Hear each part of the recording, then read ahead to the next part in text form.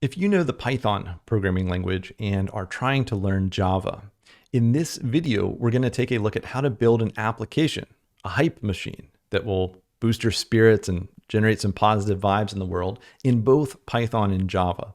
And along the way, in implementing this very simple program, we're going to encounter variables, if-else conditionals, while loops, and some other fundamentals. So let's jump in and take a look at the Python implementation of this. We're going to start out with something that's very simple, just some basic structure. You'll notice that I've got a package, pi2j. That's just a directory that I've put my program in, and my program's name is hypemachine.py. I've added a doc comment, so already there's a concept that we need to discuss. How do we add comments in Java? And we've got a simple main function. I'm using modern Python's type annotations ability to say that this main function returns none. In other words, it's a procedure, or in Java, we'll see that this is a void function. And we're just printing a message out. We're using the Python idiom to be able to run this particular script as a module, or to be able to import our functions in other places if we wanted to. This idiom is a little bit beyond the scope of this video, so if you're not comfortable with it, I would encourage you to search for Python main idiom, and that actually will be useful in understanding some of the conventions that you see in languages like Java. Right? So when I run this program, Python run as a module, pi2j.hype machine, you are awesome is printed out, right? So this main function is called, we jump into the main function, we print that message. Let's go try and implement this simple baseline in Java as well. For the purposes of this video series, which this is the second video in the series, and the first I would encourage you to check out is linked to below and in a playlist. We're going to be using the IntelliJ IDE Community Edition editor. The Community Edition is free. I think it's a great editor, and it's got some really nice features for working with Java projects specifically. So I'm going to start a new project and a Java project. One of the things that I really like about IntelliJ is this ability to easily install other Java development kits. That's what JDK is short for, Java Development Kit. And if you don't see OpenJDK 15, I would encourage you to select the option of download a modern JDK and follow through the screens to get going with a recent JDK. And I think 15 is the most recent available. Great. So we're not going to use any of these additional libraries or anything more advanced or fancy. And we are going to use this project template. So as we mentioned in the previous video, there's some boilerplate that's associated with every single Java project you write. Setting up a class, having a main method within that class, and that's how you start the basis of a working program. So we're using a command line app template here, and it's going to have all of those defaults set up for us, and we'll be ready to go. So let's give this project a name. I'm going to name this the hype machine. And I've gone ahead and set up a base package name of pi2j. And this is just to try and make everything the same between what we were doing in the Python version and what we're doing in the Java version. Typically, this package name would follow some other conventions that are a little bit more Java specific. We'll talk about that in a video that discusses Java packages and namespaces a little bit more specifically. All right, so I'm going to finish. And if I pop open my project tab, we see here that we have a source directory. In Java programs, the src directory is commonly where you'll find the source code of a Java project. Pi2j is my package here, and we've got a main class that was set up for us. So I'm going to open this up, and we'll notice that there's all that boilerplate that we saw in the previous video. So we didn't have to set that up from scratch. The editor was happy to set up that boilerplate for us. So let's go ahead and make this program match what we were doing in the previous one. So system.out.println, and what we're going to print is you are awesome, right? One of the other differences between these two programs, though, was we had named the Python module hypemachine.py, and notice this is class main in main.java. So if we wanted to create some equality there, I'm going to use a language feature called refactoring. This is a fancy name for modifying your program in some way so that it's still valid, but organized a little bit differently. So when I refactor, I'm going to rename this class, and I'm going to rename this to hype machine. Notice that as I type, the name of the class in my project explorer is updating.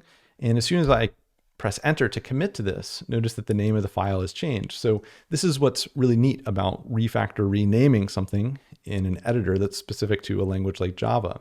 It's updating anywhere that name was used. So if you used it as types for parameters or return types or variable types, anywhere you would use this name main before, it's getting updated to be hype machine.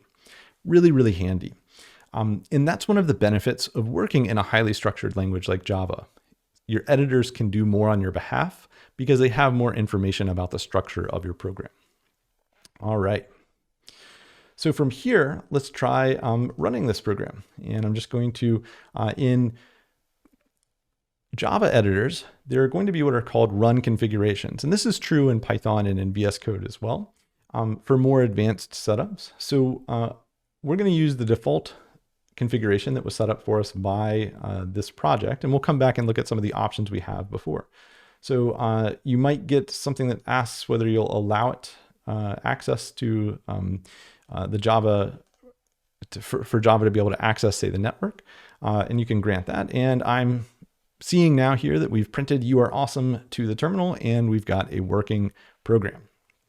So where are we going from here?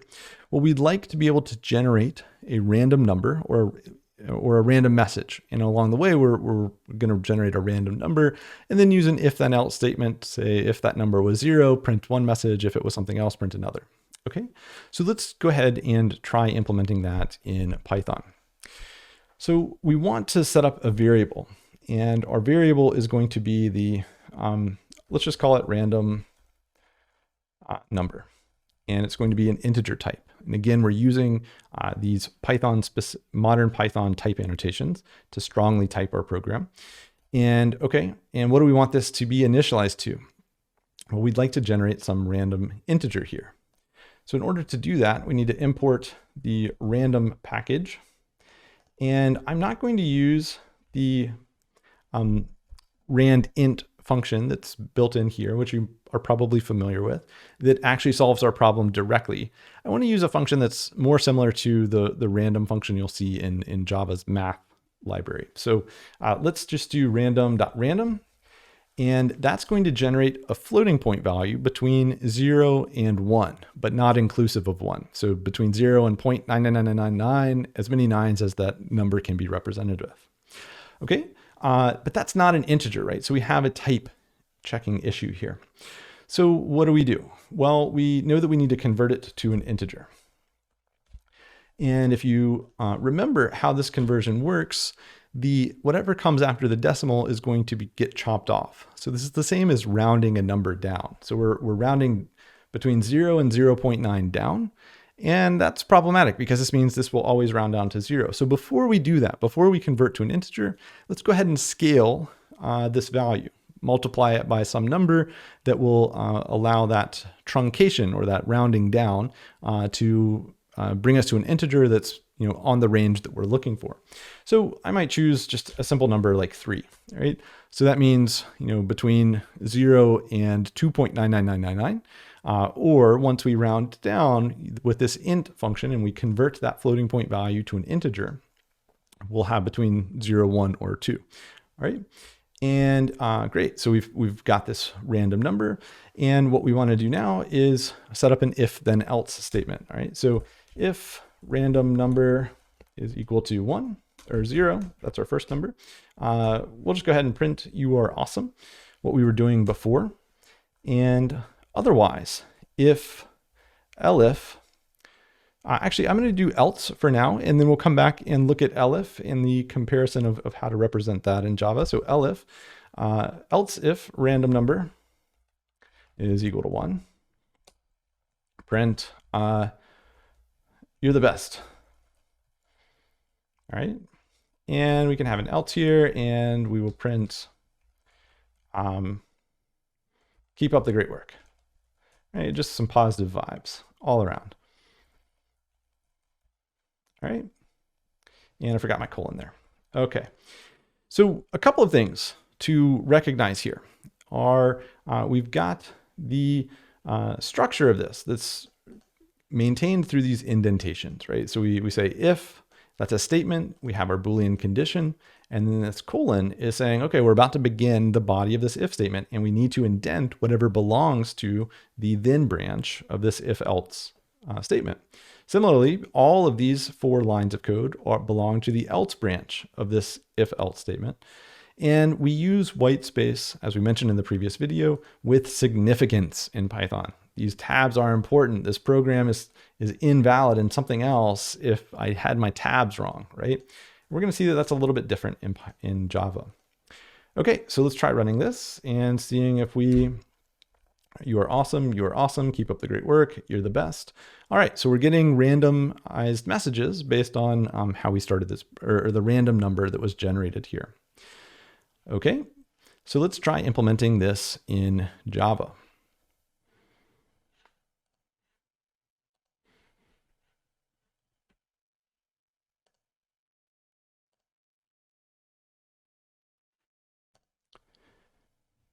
All right, so we've got our program pulled back up in Java, and we need to set up an integer. And for consistency, let's be sure we name this the same thing. We name this random number, but I'm going to use a different convention here. So random number, and we don't yet know what to initialize this variable to. So already we're seeing a key difference in variable declaration between Python and Java.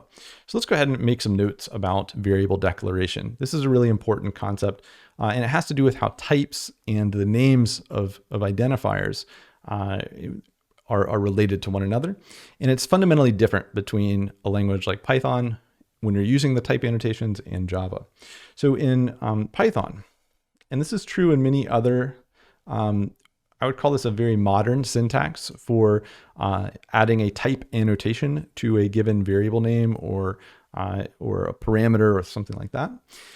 You would have your, your identifier or your name of your variable, and it would be followed by I'll change colors here, your colon, and then your type, right? And I'll make that pink.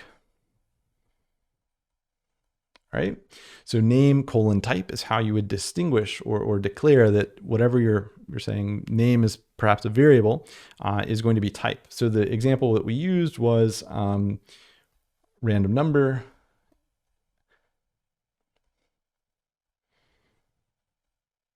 and that's type was an integer, right?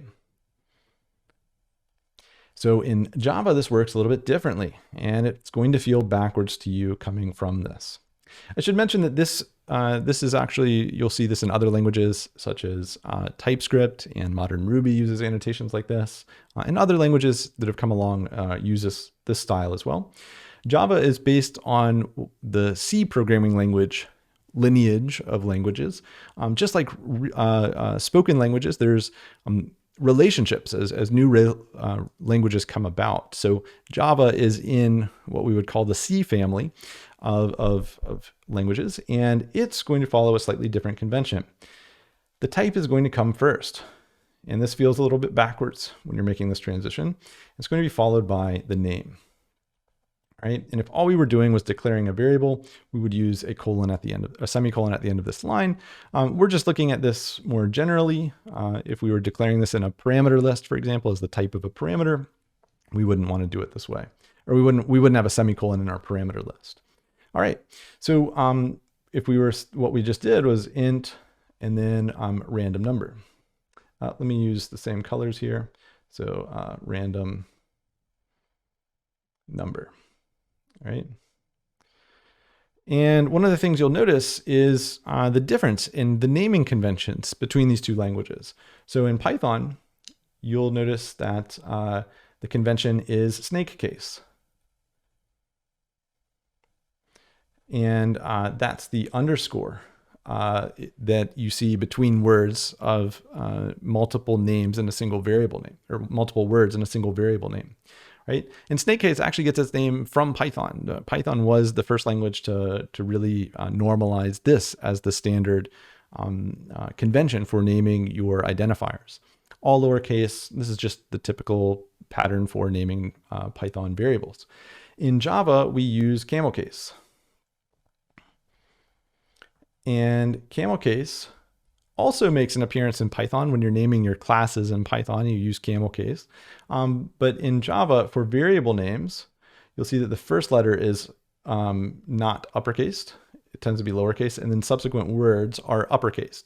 And the reason why this is called camel casing is because if you have 3 words, then the capitalization of the second word and the third word will create humps on the camel's back when you outline them like I did. Right? It's kind of silly, but it's kind of fun also at the same time to have names of casings based on animals. So that's one of the key differences here. In general, I like the idea of reading your declarations backwards. And what that means is when you're working in a language like Java, random number is an integer, is one way of looking at this. And when we get to more advanced types like arrays, we can say like random numbers is an array of integers, and reading backwards can be helpful. All right, so let's jump back to the Java implementation. And now we need to generate a random number. How do we do that? Well, when you're trying to learn a new language, one of the best techniques for figuring out how to do something in one language and figuring out how to do it in another is just to Google for it, right? And I've gone ahead and I'd previously Googled for Java lang classes, but let's try Googling for Java random number, okay? And you've got some various links here.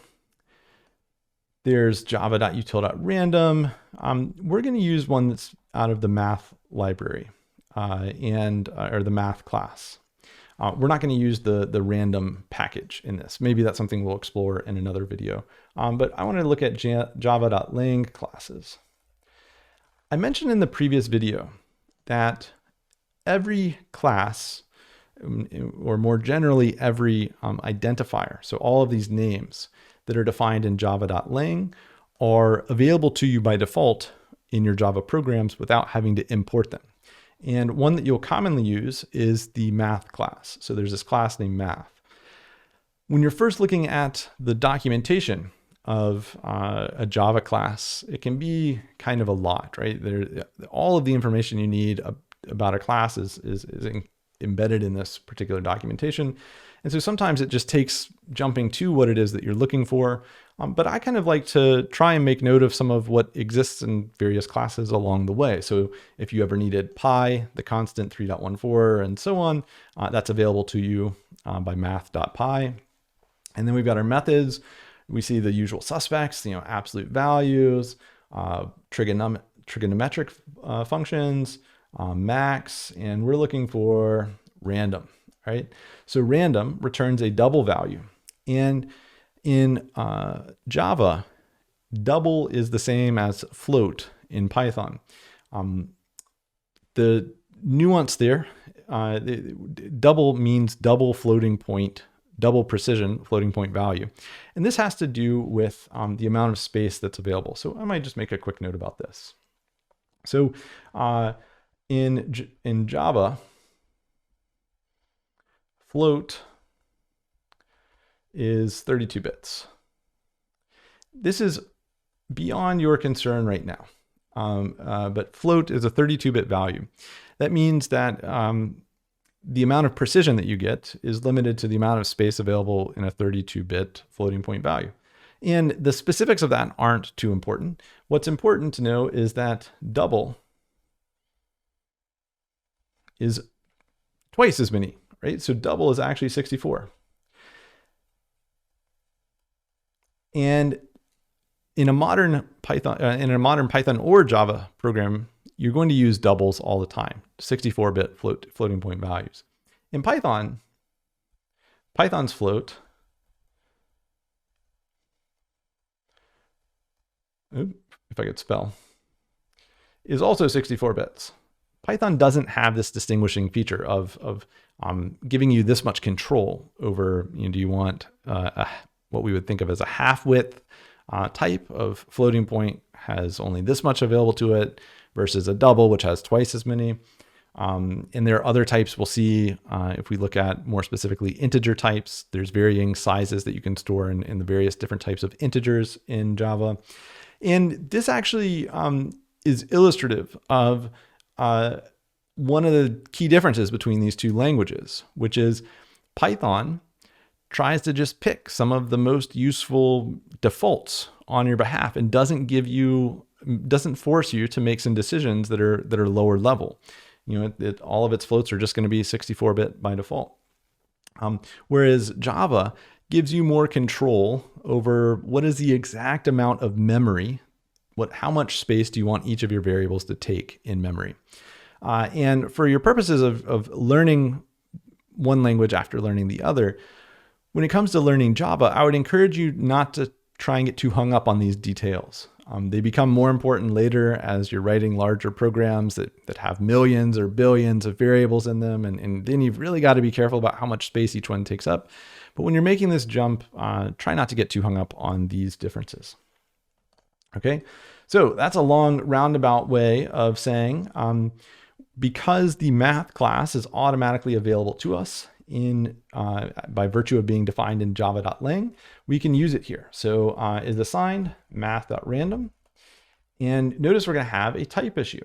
It says math.random returns a double floating point value, but random number was just supposed to be an integer. So we need to make this type conversion. Well, type conversions look a little bit different when you're working in Java. So we could say integer. And this is what we call a typecast, which is a little bit beyond, again, the scope of what we're trying to look at here, but it's effectively doing what we were doing before of saying, I want to convert some value that's not an integer to an integer, right? And the way that you specify that is by surrounding the name of the type that you're converting to in parentheses before whatever comes after it is the expression that you're converting. Okay. Well, we know that this truncates just like in Python. So let's go ahead and multiply this by 3 as well. All right. So random number will now be between 0 and 2, inclusive of 2. For the same reasons it was in Python. We've effectively translated this 1-to-1. Right? And just to jog our memory here, this is the line that we just converted. Right? So notice in Python, the int that we're using as a function here is actually the type. An int is a class that's built into the Python language. We're calling int's constructor. That concept doesn't quite translate for reasons that we'll discuss in more depth later, but it has to do with what we think of as primitive types, which are simple types, which aren't actually classes or objects. They're just the data itself, versus objects and classes. Again, a little bit beyond our scope here. Okay, so now let's add an if then else statement. And let's go ahead and do this very similarly to what we did before. So if random number, and you're already seeing some syntactical differences. And I forgot to ask, is equal to 0. So the Boolean expression looks pretty similar, right? Name of variable equal 0, right? Same idea there. But a slight syntactical difference is we have to surround our condition in parentheses, and we're putting our statements that belong to the then block of this if then else statement inside of curly braces. So what are we going to do? System.out.println, you are awesome. All right. Okay. And then after the closing curly brace saying, hey, that's all that belonged to the then block. So anything inside of that gets run when random number is equal to 0. Else, we can say if random number is equal to 1. It's very similar in structure to what we were looking at in Python. System.out.println, and we're going to print, what did we print before? You're the best. And a semicolon at the end of the line, don't forget that. And finally, an else branch, system.out.println. Keep up the great work. All right. So we've got our equivalent program translated. And let's try running this a few times just to convince ourselves that it works.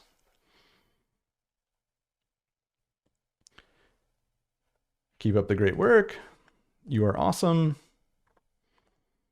You're awesome. You're awesome. You're the best. All right, so we saw all three of them. Great.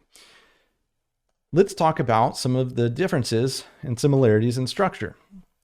So again, something that you will start to feel is very common when you're working in Java and different from Python is all of this syntax, right? So the curly braces, the parentheses, the curly braces, the semicolon, there's all this extra little, sort of these syntactical tokens is how I would think about them that are creating some separations in our code. And you might be thinking, well, if Python can get away without having those, why do we have them at all?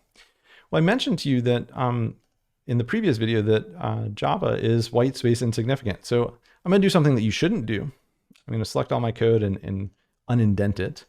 But what I want to show you is that I saved this, and this is still a valid program. I couldn't do the same thing in Python, right? In Python, white space is significant, but I can run this just the same, right? And this is still a valid Java program, but generally you shouldn't write programs styled in this way, all right? So it still works. So those tabs aren't significant to the computer, or to more specifically the Java compiler that's reading your program and translating it into something closer to machine code. If you accidentally write some code that's not formatted very well, one of the things that you can do in most Java IDEs is clean it up. So I'm going to code and then reformat code, and you'll notice that it properly indents all of what we had before. So this is something that you need to be aware of when you're writing Java programs. Even though the white space isn't significant, you should still properly indent your code using these same conventions that are similar to in Python, and that makes it easier for humans to read. Well, what if we wanted to make it possible to run this program such that multiple random messages get printed out? Like we want to print 100 messages at a time. Well, let's take a look at how command line arguments come into this picture in both of these languages to close out this tutorial. I'm going to switch back to Python. And here, what we're going to do is import system, right? And system is going to give us access to the arguments our program is run with, okay?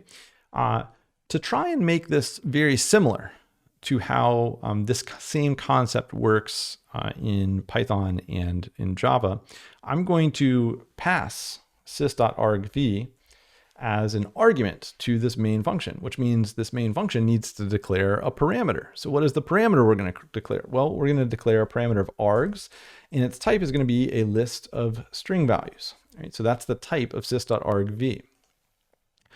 One of the things I'll mention is that in the most recent edition of Python, 3.9, which was released in October, one of the greatest new features is that you can now use the lowercase list, dict, and set with generic types without having to import them from typing. So this is a great new feature. You should update to 3.9 if you want to be able to use that. All right, so now when this program runs, args is going to get whatever the command line arguments were. So just before we go and work with this, let's just convince ourselves we know what we're talking about here and that this works. So I'm going to print those args out, and Python mpy2j dot hype machine, and then 5. And notice that's our arguments print. Just as a reminder, the very first argument, argument 0, is going to be the name of the program. And then 5 is the second argument. So that's argument at index 1. Okay, so we can use that to write a loop that will loop that many times. So if we started this program with 5 as an argument, we want it to run 5 times over. Repeats variable, and that will be an integer. And it was going to be args1, right? And we're not going to do fancy command line argument checking here. You should as a best practice, but this is just for demonstration purposes. And we're just going to convert that string to an integer, right? And now what do we want to do? Well, let's try just setting up a while loop. So while repeats is greater than 0. And at the end of this, so notice one of the things I'm doing is I'm indenting all of that. So now all of this code belongs in the while loop. Let's just subtract 1 from repeats. So repeats minus equals 1. Okay, so let's give this a shot. And I'm gonna run that same program. And there we go, 1, 2, 3, 4, 5. And it randomly produced a message for each one of those, okay? As you know, there are many different ways we could write a simple little program like this. We could factor functions out, but this is really just for trying to demonstrate some of the simple fundamental concepts such as loops, if statements, variables, type conversions between types, things like that. Okay. One of the things we'll see when we try doing this in Java is that this step here of converting a string to an integer, we're going to need to be a little bit more careful about. So let's go ahead and try that out. Okay. So notice that part of the Java program is telling us, or part of the standard implementation of a main method is having this args string array available to us. This is exactly the same as sys.argv in Python. Notice that in Python, we could optionally add that to our main function, and we could plug it in however we wanted by importing from system. This is just baked into Java. So this is one of those things that we get for free in some ways. So let's try just printing out, this is, oh, and here's a place where we actually see an array. And this is where I want to encourage that reading the type backwards. So the name of this parameter is args. Its type is an array of strings. We'll talk about arrays in more depth in an upcoming video. So let's just go ahead and maybe print the length of this. So system.out.println args.length. Okay. And when we run this, one of the things that's going to feel funky is, well, we didn't actually run this program from our command line, right? This play button automatically ran it on our behalf. So what does it mean? Well, notice that 0 is the number of arguments. So by default in Java, you're not getting as an argument anything before one of the first arguments. So how do we actually add an argument to run a program such that it passes in through our main function or our main method? Well, this is where our run configurations become important. In another video, we'll look and see how we could actually go take our compiled program and run it from the terminal like we were doing in Python and in other contexts. But when you're working in an IDE, it's more common to just set up configurations like you'll see here. So if I go to edit configurations, you'll notice that here in this, this main application, we're using Java 15, that's the version. And then here is the package name and the class name that contains our main method. This is where our program is going to be. And then here we can add our argument. So why don't I add, the argument 5 here, and I press OK and try running this again. And we see that 1 is the length, the number of arguments that we had. So if I had 5 space hello space world, there would be 3 different arguments. Here there is just 1. So let's take a look at args index 0. Just like in Python, where you have the subscription notation, similarly, you can access individual elements of your arrays in Java. So let's try running this, and we'll see that we have 5 as the value. So there it is, 5, and its type is a string, right? So if we hover over that, we can see that its type is going to be a string. So we need to convert that string value to an integer and repeat that number of times. So okay, let's say we have our int variable named repeats. And again, the type precedes the name, and repeats is going to be initialized to, and we can't just do this, all right, sys.args 0, all right? So this is the natural thing that you want to do, but you'll notice that it says, hey, you can't make this type of a casting, all right? Let's read what the error message is and see if that tells us a little bit more. Inconvertible types cannot cast from string to int. So there are some cases where, the constructor of an integer, there isn't one, as I mentioned before. It's a primitive. It's a sort of weird special thing that's a little bit closer to the system. So how do we actually make this work? Well, back in java.lang, there's a class that is named integer, right? And the difference between int and the integer class is, again, a little bit beyond our concerns right now, but there's a class that has some helper methods defined on it. And one of those is from string, or parseInt, sorry, parseInt.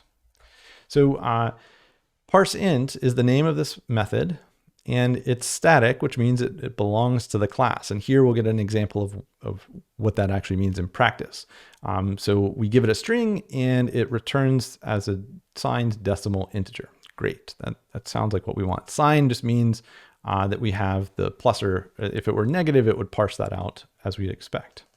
Okay, so Integer.parseInt, and let's see, oops, I'm in Python. That's a silly mistake.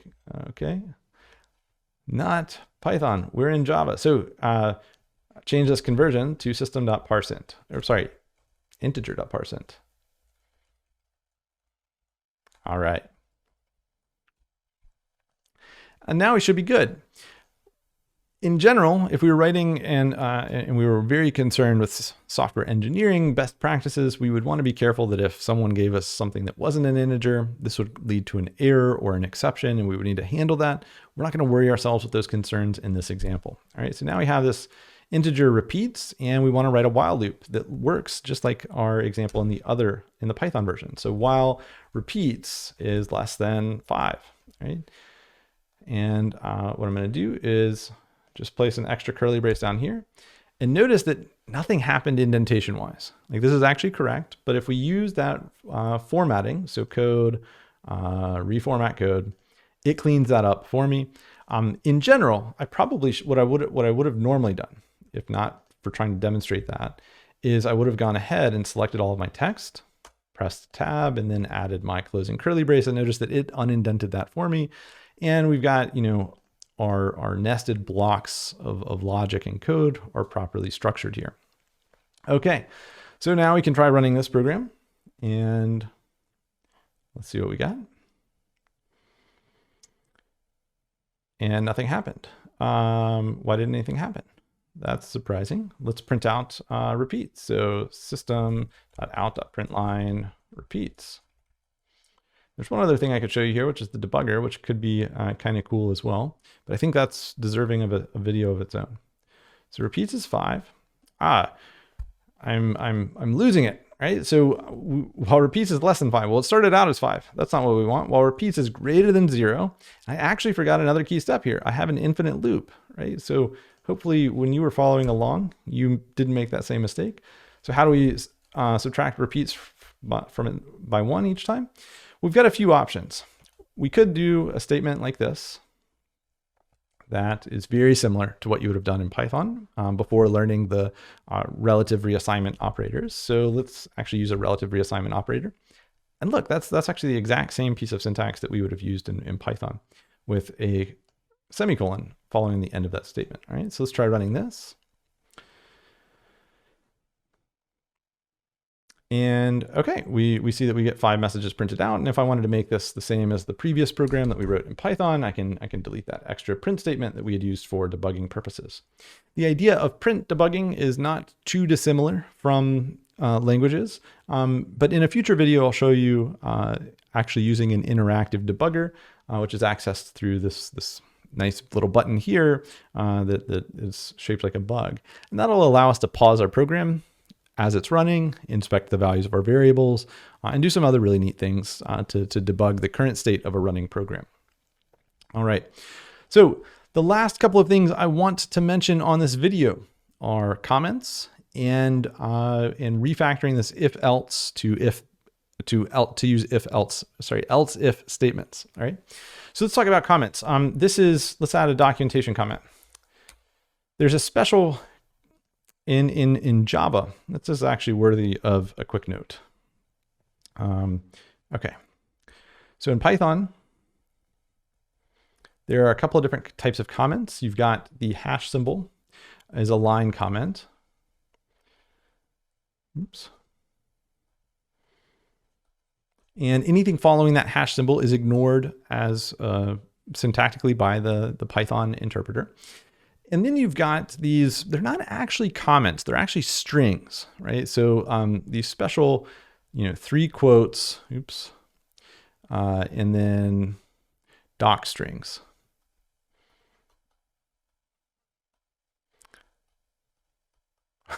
With docstrings, you are documenting specific pieces of your code. You're documenting either the module or the function or the method or the class or the constructor. And they're a really neat idea that you can access those strings as values in your program in a pretty cool way. Whereas in Java, your comments, by the time your program is running, are not accessible. That's a little bit beyond our concerns here. So let's take a look at how comments work in Java. So in Java, there are also two kinds of comments that are common. You've got the // so this is two slashes, one following the other, and this is a line comment. This works just like the hash style comment in Python. And then you've got block comments, which begin with a / followed by an asterisk, and they will continue until an asterisk followed by another / and they can be multiple lines. So you might also see this being called a multi-line comment, okay? And the last type of comment is what we call a doc comment. And it's just like a block comment, but it begins with two asterisks, and this is a doc comment. And this is the most similar to a docstring in Python. With a doc comment, there are programs that will take your source code, the program that you wrote, and generate documentation. So if we were to actually go look at the source code for the Java programming language, we would see that these comments were written, like the documentation here was actually written inside of a doc comment that some tool automatically produced this web page that had all of the documentation for how to use that library.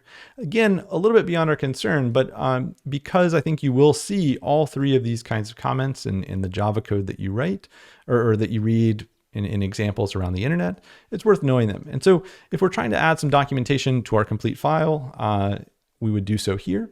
There are many more details about properly documenting programs, but let me just use the exact same text I used in my Python program, a program to hype you up. And that's how you would think about comments in Java. All right. So the last thing I want to accomplish in this video is cleaning up this if, else if syntax. And let's do that in Python first, because you're familiar with the elif syntax in Python. So let's clean that up first. So we know that there's this pattern where if you have sort of this pattern of if something is equal to something else, if it's equal to something else if it's equal to something else. Typically, if you have enough of branches here, if we wanted 10 different messages, this would get very deeply nested and indented. So in Python, there's a special keyword, elif, but we need to unindent our else branch. And so these are all connected, right? So if this statement is true, we would print you are awesome, and then we would ignore everything else in the connected elif statements and the else statement, right? So let's try and do the same thing in Java. The good news is it's pretty similar, but there isn't a special keyword like there is in Python in Java. So in Java, what we're going to do is we're going to delete the surrounding curly braces of our else block, all right? And then what we're going to do is bring the if to directly follow the else, right? Just like this, and unindent, right? So that's sort of a quick 3-step process. And what you'll notice is it reads actually in some ways a little bit more naturally than even the Python version, right? So if random number is equal to 0, then do this. Else if do this, else do something else. The reason why this works is because of the way statements and block statements are related to one another. And I feel like I would be doing you a disservice if we didn't mention this, okay? So it's generally best practice, and I would encourage you to always, whenever you're writing an if statement, surround what comes after it in curly braces. If you are working at a company like Google or Microsoft, you would be required to do this as part of your coding style. This is in their style guides and is generally a best practice. But you will also see examples where people do something kind of peculiar, right? You might see an example of code that looks like this, where you have an if, and then there's no curly braces, and there's a single statement, right? So I think this, trying to describe what's going on here, this phenomenon, is a little bit easier to understand if we look at an example on the blackboard. The actual syntax for an if statement or a while loop or any of the control structures that you use for looping purposes or conditionals looks something like this. You know, if, and then parentheses, and you've got a condition, which must be Boolean. And then you're going to have a statement following it, right? And I'm just going to write statement. Okay. And a statement is one line of code that ends in a semicolon, right? So this might be system.out.println hello world. A statement can also be replaced with what's called a block statement. So let's just say a statement is like a single sentence.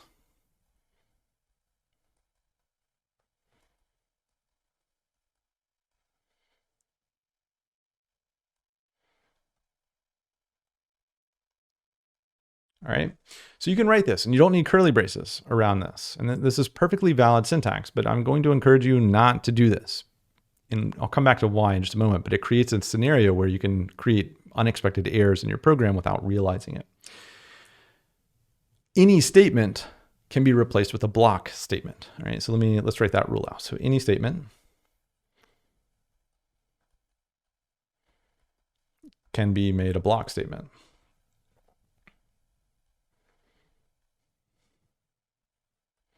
And this is really cool. So what's a block statement?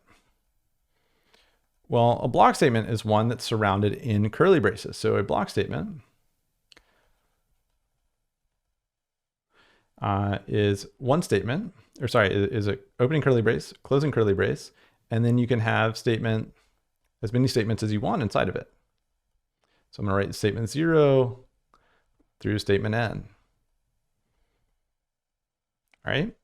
So a block allows you to group many statements together, one after the other, after the other, after the other.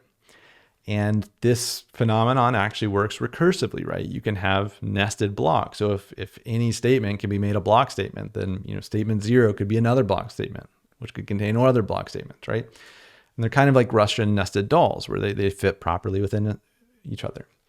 But the key idea here is, well, if this is a single statement, we can make that a block statement by surrounding it in curly braces, right?